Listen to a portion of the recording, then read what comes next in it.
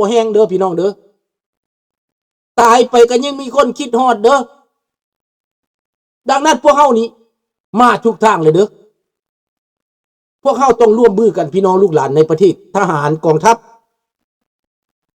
ลุงจ้าภัยโทษได้เบิดทุกคนเด้อตำรวจคือกันสิฝึกสิให้เงินเดือนพ่อกินเด้อผ่านมาที่มีความผิดพลาดลุงจะให้อภัยโทษลุงจะแอมเนสตี้ให้เบิดทุกคนเด้อเปลี่ยนแปลงประเทศเด้อลูกหลานเด้ออย่าเกลียดอย่าเขตอย่าสั่งกันเด้อลุงด่าก็อย่าเขตเด้อลูกหลานเด้อลุงบ่ได้เจตนาจะเกลียดจะสั่งลูกหลานเด้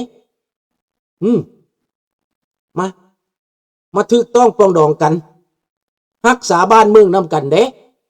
ลุงบ่ได้ไปอยู่เมืองลาวเพื่อจะหาผลประโยชน์ดอกเด้อลุงมีแล้วอยู่พี่นั่นบ่ได้จำเป็นเด้อพวกเจ้าต้องคิดให้มันคักอย่าสิอิจฉาบังเบดลุงเด้อลุงนี่มาเว้าเพื่อพวกเจ้านะให้เปลี่ยนแปลงไวๆทุกคนให้มีกำลังใจเด้อท้ายนี้ลุงก็ขออวยพร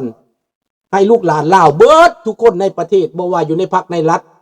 บ่ว่าอยู่ในไสก็ตามให้กลายเป็นคนดีให้กลายเป็นคนมีศีลธรรม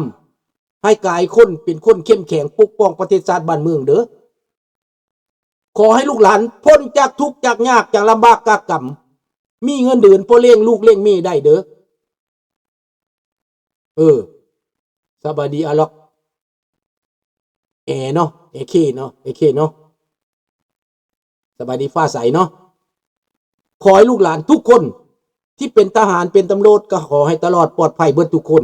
แล้วหันปลายปืนขึ้นใส่เจ้านายให้มันลงจากอำนาจแล้วพวกเจ้าเปลี่ยนระบอบการปกครองให้เป็นประชาธิปไตยให้ประชาชนเลือกตั้งใหม่เด้อลูกหลานเด้อเขียนนโยบายการเมืองเขียนรัฐธรรมนูญใหม่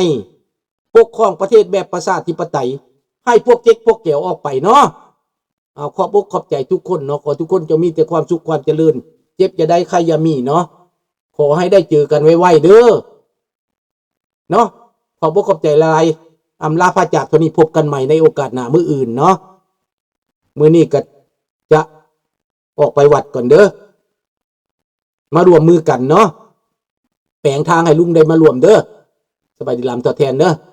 ดำเด้อแปลงทางให้ลุงได้มารวมพวกเจ้าได้ซอยพวกเจ้าเด้อลุงรู้จักว่าภัยเป็นภัยไปดีภัยบ่ดีเด้อตอนนี้พระราชายังดีอยู่บ่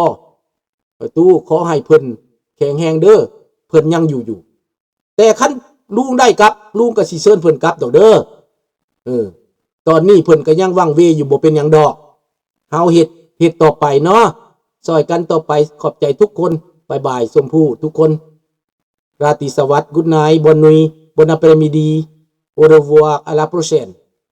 see you tomorrow thank you bye bye